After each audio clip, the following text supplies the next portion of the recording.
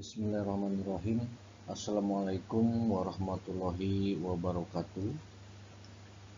Selamat bertemu kembali di dalam perkuliahan kriminologi, di mana dalam perkuliahan hari ini kita akan membahas lanjutan daripada pembahasan tentang kriminologi. Di dalam pertemuan hari ini, yang akan kita bahas adalah tentang mazhab-mazhab yang ada di dalam ruang lingkup tataran kriminologi. Sebagaimana dalam pertemuan sebelumnya, kita sudah mengetahui dan memahami mengenai pengertian daripada kriminologi. Kriminologi itu merupakan kajian ilmu yang mempelajari tentang kejahatan dan penjahat, atau kejahatan dan penjahat-penjahatnya, hingga menimbulkan pertanyaan, mengapa orang melakukan kejahatan?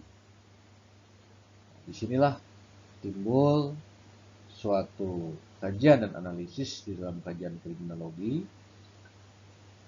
Perbuatan apa yang telah dilakukan hingga orang menjadi penjahat, dan bagaimana upaya atau solusi atau pemecahan terhadap permasalahan daripada kejahatan itu, sebagaimana yang dituangkan di dalam kajian kriminologi yang ditemukan oleh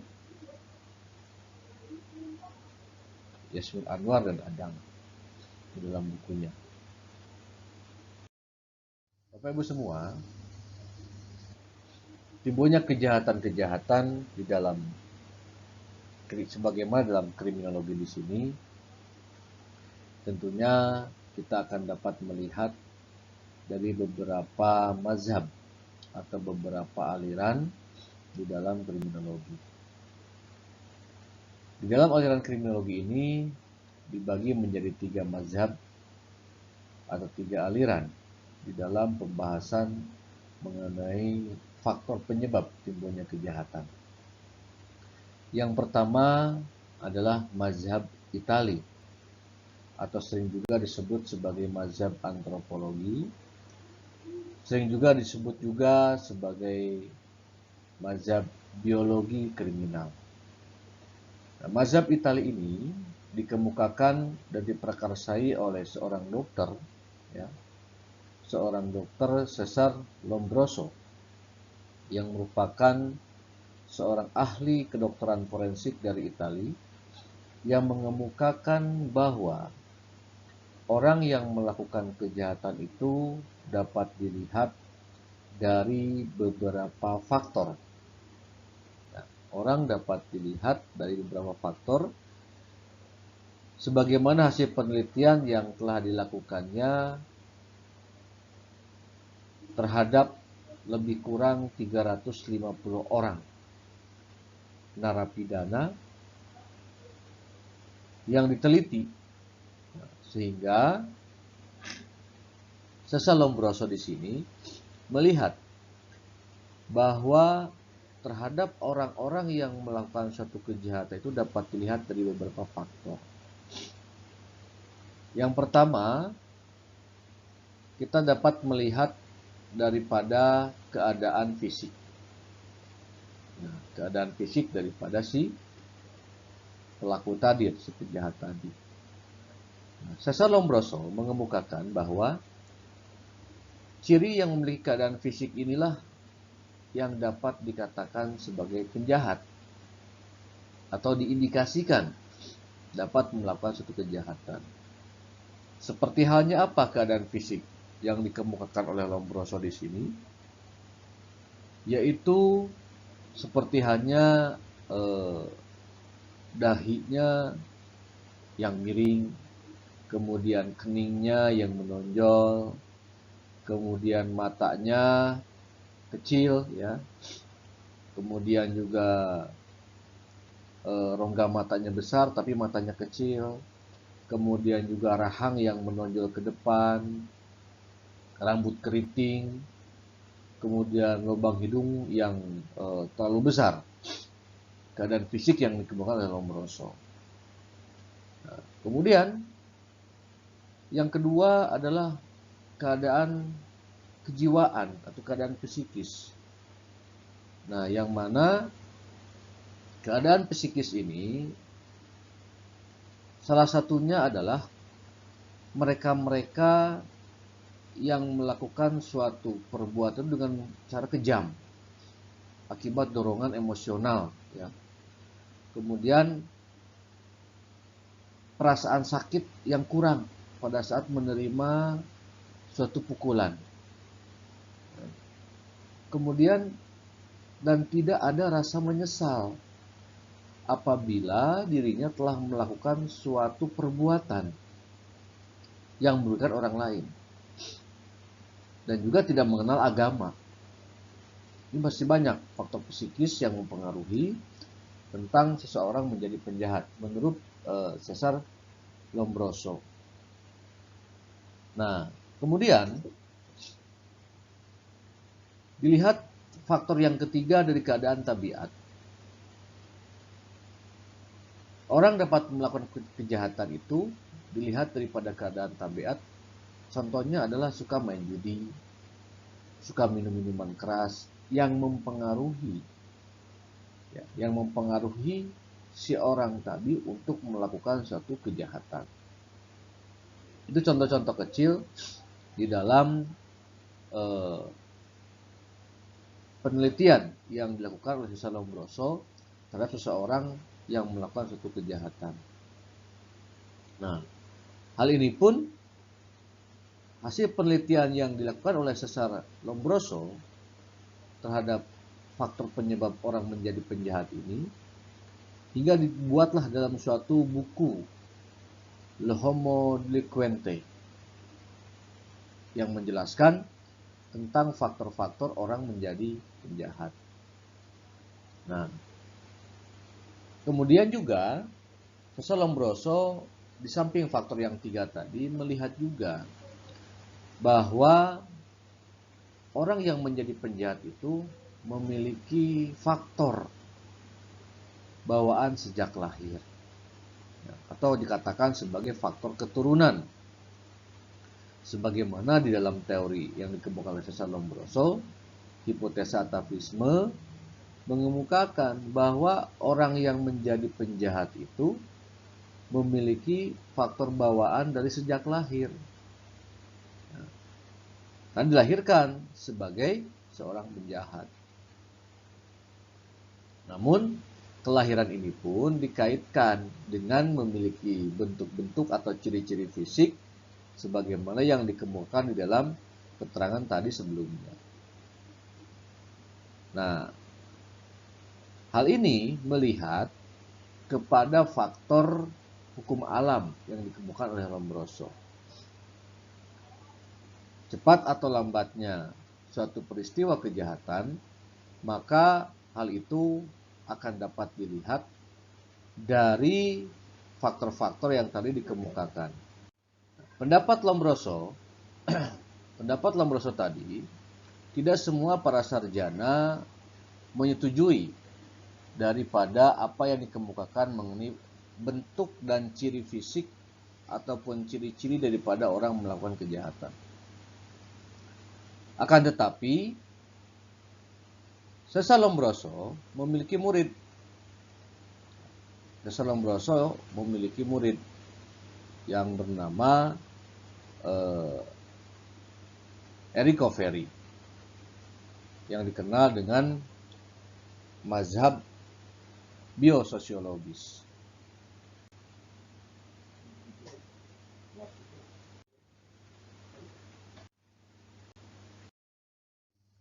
Mazhab biososiologis ini yang dikemukakan oleh Enrico Ferri mengemukakan dan mempertahankan penelitian mengenai penjahat dan kejahatan sebagaimana yang dikemukakan di dalam mazhab Itali oleh Cesar Lombroso tadi, dipertahankan oleh Enrico Ferri di dalam mazhab biososiologis. Hingga Enrico Ferri mengemukakan dalam rumusannya, kejahatan itu didasari oleh adanya unsur individu ditambah dengan unsur lingkungan yang mempengaruhi. Maka menyebutkan bahwa dalam mazhab biososiologis, tiap-tiap kejahatan adalah hasil dari unsur-unsur yang terdapat di dalam individu, masyarakat, dan keadaan fisik. Nah, ini yang dikemukakan oleh Enrico Ferri. Maka sifat unsur individu itu sesuai dengan teori Lombroso dan juga dengan teori atavisme. Itu ada faktor individu atau faktor bakat. Nah, pendapat mazhab daripada Enrico Ferri di sini itu dikembangkan kembali oleh W.A. Bonger dengan rumusan bahwa kejahatan itu timbul disebabkan adanya faktor bakat ditambah dengan faktor lingkungan kecil, keluarga. Ya. Dari dua faktor tadi ditambah lagi dengan adanya faktor lingkungan yang lebih luas, lingkungan yang lebih besar yang mempengaruhinya. Maka akan menimbulkan daripada kejahatan. Nah, hal ini muncul mazhab yang ketiga, yaitu mazhab Prancis atau dikatakan sebagai mazhab lingkungan yang dikemukakan oleh seorang dokter kehakiman Roma yang bernama Lacassagne, yang menyebutkan bahwa keadaan sosial di sekelilinglah yang merupakan benih daripada kejahatan. Lingkungan yang mempengaruhi itulah yang menjadi faktor penyebab kejahatan. Nah, menurut mazhab lingkungan ini, bahwa aliran di dalam mazhab ini merupakan suatu reaksi terhadap adanya aliran antropologi kriminal. Namun, aliran ini menolak adanya orang yang menjadi penjahat itu disebabkan karena bawaan sejak lahir, sebagaimana yang dikemukakan oleh pendapat di dalam mazhab Itali, ya, oleh Cesare Lombroso tadi. Itu ditolak oleh mazhab Prancis atau mazhab lingkungan di sini. Nah, namun mazhab Prancis ini berpendapat bahwa penjahat itu tidak salah, tetapi ada faktor-faktor penyebablah yang menimbulkan dia melakukan suatu perbuatan kejahatan. Karena faktor kemiskinan atau faktor-faktor yang lain, baik itu pendidikan, lingkungan, ataupun terlantarnya anak-anak, bisa disebabkan oleh akibat peperangan dan segala macamnya. Maka dalam mazhab lingkungan di sini memberikan penjelasan mengenai faktor penyebab timbulnya orang menjadi penjahat itu disebabkan karena adanya kesengsaraan. Karena adanya kesengsaraan. Faktor kesengsaraan ini bisa menimbulkan orang untuk melakukan suatu kejahatan. Nah, bisa menimbulkan orang untuk melakukan suatu kejahatan. Kemudian kita melihat faktor kesengsaraan di sini. Kita melihat daripada sudut pandang letak geografis. Daerah yang panas, akan berbeda. Fenomena-fenomena kejahatan dengan daerah yang bersuhu dingin, sebagaimana dalam aliran kartografik atau aliran geografis. Faktor kesengsaraan ini sangat mempengaruhi satu dengan yang lain. Kemudian juga nafsu ingin memiliki, alkoholisme, demoralisasi seksual, kurangnya pengetahuan, peperangan, dan bencana alam lainnya. Di dalam mazhab Prancis ini sudah terlihat beberapa faktor-faktor orang menjadi penjahat. Kemudian, di dalam aliran kartografik atau aliran kartografik school atau dikatakan sebagai aliran geografis yang berkembang di Prancis, Inggris, dan Jerman, mengemukakan bahwa lahirnya aliran ini karena ketidakpuasan terhadap adanya mazhab atau aliran klasik.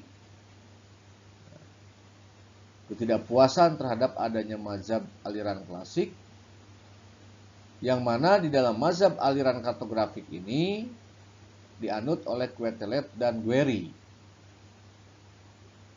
yang melihat dan memberikan pembelajaran bahwa distribusi kejahatan dalam daerah-daerah tertentu dilihat secara geografis maupun secara sosialis.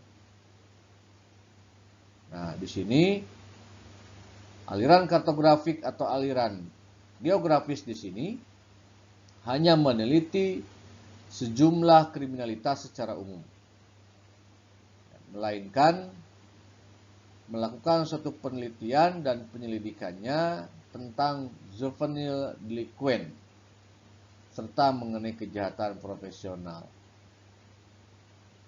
dan juga melihat, memperhatikan penyebaran kejahatan pada waktu-waktu tertentu berdasarkan daripada faktor geografis dan sosial.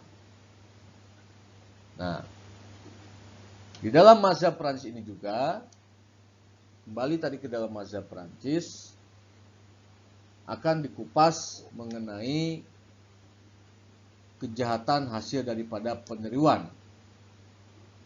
Hal ini berkaitan dengan adanya teori asosiasi diferensial.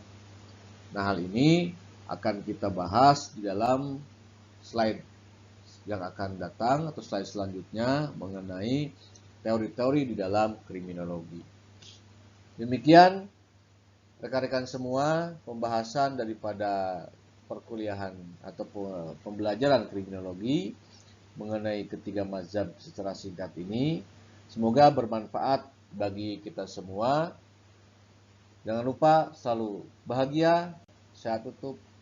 Assalamualaikum warahmatullahi wabarakatuh.